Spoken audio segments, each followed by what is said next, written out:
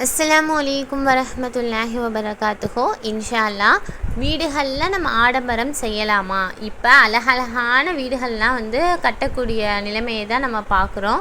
ஒவ்வொரு வீடுமே ஒவ்வொரு வீடுக்கு மிஞ்சினதாக தான் இருக்குது. அவ்வளோ அழகாக அந்த கட்டிடத்தை கட்டுறாங்க. அதுவும் அதுக்குள்ளே செய்கிற இன்டீரியர் ஒர்க்கு இன்னுமே அழகாக மக்கள்லாம் செய்யக்கூடியவங்களாக இருக்கிறாங்க. ஆனால் இந்த மாதிரி நம்ம ஆடம்பரங்களை கூட்டிக் கொண்டே இந்த மாதிரி வீடுகளை கட்டலாமா? அதை பற்றி இஸ்லாம் என்ன சொல்லுது? கட்டிடங்களில் காசுகளை நம்ம செலவழிக்கலாமா? அதை பற்றி இன்ஷால்லா நம்ம இந்த வீடியோவில் பார்த்து நம்ம இன்ஷால்லா நம்ம தெரிஞ்சுக்குவோம். கட்டிடங்களில் பணத்தை செலவழிக்கிறது நிச்சயமாக அதை நபி ஸல்லல்லாஹு அலைஹி வஸல்லம் அவங்க வெறுத்த ஒரு விஷயமா இருக்குது.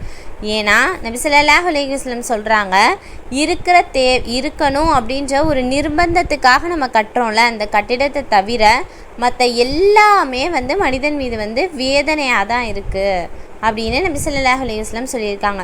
இப்போ உங்களுக்கு நீங்கள் தங்குறதுக்கு ஒரு இருப்பிடம் வேணும் அப்படின்னு நீங்கள் கட்டக்கூடிய வீடுகள் சரி ஒத்துக்கொள்ளப்படும். ஆனால் அதில் நீங்கள் ஆடம்பரத்தை கூட்டிக் கொண்டே போகிறீங்கள்ல, இவ்வளவு அழகாக இருக்கணும், இவ்வளவு அழகாக இருக்கணும், எதுக்காக அந்த காசு நம்ம செலவழிக்கிறோன்னு சற்று யோசிக்கக்கூடியவங்களாக நம்ம இருக்கணும். அந்த பணத்தை வச்சு நம்ம எவ்வளவோ நல்ல விஷயங்களை செய்யலாம்.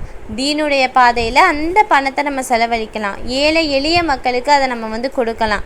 இதையெல்லாம் தான் நபி ஸல்லல்லாஹு அலைஹி வஸல்லம் இதனால தான் சொல்கிறாங்க, பணத்தை நீங்கள் வீணாக கட்டிடத்தில் செலவு செய்யாதீங்க அப்படின்னு. இன்ஷா அல்லாஹ் ஒரு சம்பவத்தை நம்ம தெரிஞ்சுக்குவோம்.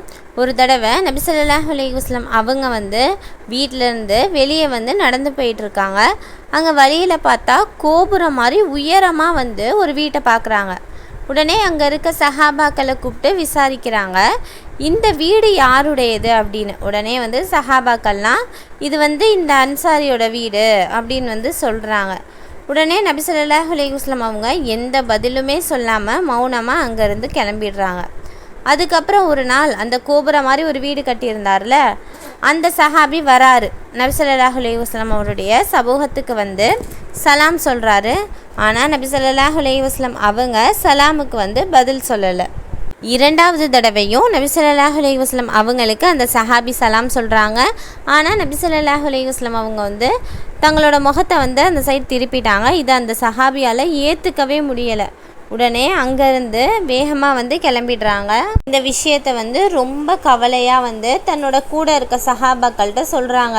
இன்றைக்கி நான் நபி ஸல்லல்லாஹு அலைஹி வஸல்லம் அவங்க சமூகத்துக்கு போனேன், நபிக்கு நான் சலாம் சொன்னேன், ஆனால் நபி எனக்கு திரும்பி சலாம் சொல்லலை, அவங்க முகத்தை திருப்பிட்டாங்க, என்ன காரணம்னே எனக்கு தெரியலை அப்படின்னு சொல்லி வருத்தப்பட்டுருக்காங்க. அப்போ கூட இருந்த மற்ற சஹாபாக்கள்லாம் சொல்கிறாங்க, கேட்டுட்டு இருந்த சஹாபாக்கள்லாம் சொல்கிறாங்க, ஒரு தடவை அந்த அன்சாரி சஹாபியை நோக்கி சொல்கிறாங்க, ஒரு தடவை நபி ஸல்லல்லாஹு அலைஹி வஸல்லம் அவங்க உன்னுடைய வீடு சைடு வந்தாங்க, யாரோடது இவ்வளோ உயரமான வீடுன்னு கேட்டாங்க, நாங்கள் எல்லாரும் உன்னுடைய வீடு அப்படின்னு சொன்னோம் அப்படின்னு பதிலளித்தாங்க. ஒருவேளை அது காரணமாக இருக்குமோ அப்படின்னு சொன்னாங்க.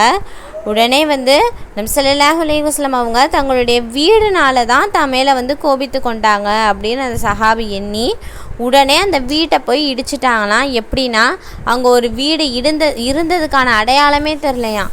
எப்படி முதல்ல நபி ஸல்லல்லாஹு அலைஹி வஸல்லம் பார்க்கும் பொழுது கோபுரம் மாதிரி உயர்ந்த கட்டிடத்தை அவர் கட்டியிருந்தார். ஆனால் நபி ஸல்லல்லாஹு அலைஹி வஸல்லம் அவருடைய பொருத்தத்துக்காக அவர் அந்த முழு வீட்டையுமே இடித்து தரமட்டமாக்கிட்டாராம்.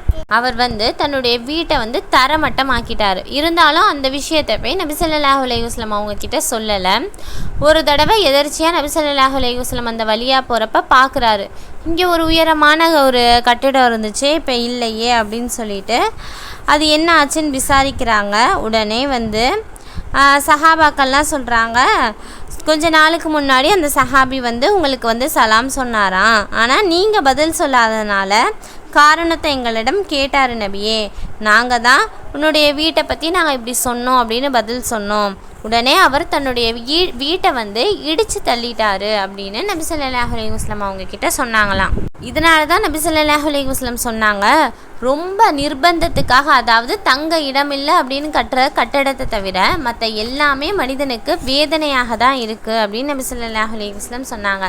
அந்த சஹாபிக்கு எவ்வளவு ஒரு அன்பு நபி ஸல்லல்லாஹு அலைஹி வஸல்லம் மீது இருந்தால் அந்த கட்டிடத்தையே அவங்க வந்து இடித்து தள்ளியிருப்பாங்க? நீ கொஞ்சம் யோசிச்சு பாருங்க. நபி ஸல்லல்லாஹு அலைஹி வஸல்லம் அவங்களுக்கு கட்டிடத்தில் பணத்தை செலவு செய்கிறது ஒரு விருப்பமில்லாத செயலாகவே இருந்தது.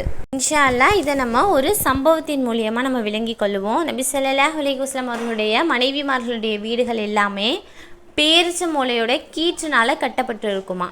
அந்நியர்களுடைய பார்வை படாமல் இருக்கிறதுக்காக சாக்கு பைகள் வந்து தொங்க விடப்பட்டிருக்குமா. கதவுகள் கூட இல்லை, விளங்கி கொள்ளக்கூடிய ஒரு விஷயம். ஒரு தடவை நபி ஸல்லல்லாஹு அலைஹி வஸல்லம் அவங்க வெளியூருக்கு வந்து பயணம் போயிட்டு வந்தாங்களாம். வர்றப்போ என்ன பார்த்தாங்கன்னா, உம்மு சலாமா ரலியல்லாஹு அன்ஹா அவர்களுக்கு வந்து கொஞ்சம் பொருள் கிடைக்குது. அதை வச்சு அந்த ஓலை கீற்றுகள் எல்லாம் நீக்கிட்டு சுட்ட செங்கலால் வச்சு சுவர் வந்து எழுப்பிடுறாங்க. நபி ஸல்லல்லாஹு அலைஹி வஸல்லம் பயணத்திலேருந்து திரும்பி வந்து பார்க்குறாங்க. இது என்ன அப்படின்னு கேட்குறாங்க. உடனே வந்து இது வந்து நல்ல முறையில் வந்து மறைப்பை வந்து ஏற்படுத்தும் அப்படின்னு அவங்க வந்து மனைவி வந்து பதில் சொல்கிறாங்க. அப்போ நபி ஸல்லல்லாஹு அலைஹி வஸல்லம் அவங்க மனிதனுடைய காசு வந்து செலவழிக்கப்படுறதுலையே ரொம்பவும் கெட்ட விஷயம் எதுனா அது இந்த கட்டிடத்தில் செலவு செய்கிறது தான் அப்படின்னு நபி ஸல்லல்லாஹு அலைஹி வஸல்லம் சொன்னாங்களாம். எனவே இன்ஷா அல்லாஹ் நம்மளுடைய தேவைக்காக கட்டிடத்தை கட்டக்கூடியவங்களாக இருக்கணும். இன்ஷா அல்லாஹ் வல்ல ரஹ்மான் எல்லாருக்குமே அந்த பாக்கியத்தை தரணும். ஆனால் அதில் ஆடம்பரத்தை சேர்க்கணுமா அப்படின்னா அதை நம்ம இன்ஷா அல்லாஹ் தவிர்த்து கொள்ளக்கூடியவங்களாக இருக்கணும். ஏன்னா நிச்சயமாக மனிதர்களாகிய நம்மளே மண்ணுக்கு செல்லக்கூடியவங்களாக தான் இருக்கோம். நம்மளுடைய செயல்கள் மட்டும்தான் நமக்கு நிரந்தரம்னு இருக்கிறப்போ இந்த கல்லாலையும் மண்ணாலையும் கட்டப்படுற வீடுகளை நம்ம வந்து அலங்கரிக்கிறத விட்டு சற்று வந்து தவிர்த்து கொள்ளக்கூடியவங்களாக இருக்கணும். இன்ஷா அல்லாஹ் வீடுகளில் ஆடம்பரம் செய்வதை விட்டு வல்ல ரஹ்மான் அனைவரையும் பாதுகாப்பானாக. என்னுடைய வீடியோக்கள் உங்களுக்கு வந்து பிடித்தமானதாக இருந்தால் இன்ஷா அல்லாஹ் உங்களுடைய துவால நீங்கள் என்னையும் வந்து சேர்த்துக்கோங்க. இன்ஷா அல்லாஹ் நம் அனைவருடைய பாவங்களையும் அல்லாஹ் தஆலா மன்னித்து ஸ்வர்க்கத்திலும் மேலான ஜன்னத்துல் ஃபிர்தௌஸ் என்னும் சொர்க்கத்தில் நம் அனைவரையும் ஒன்று சேர்ப்பானாக. ஆமீன்.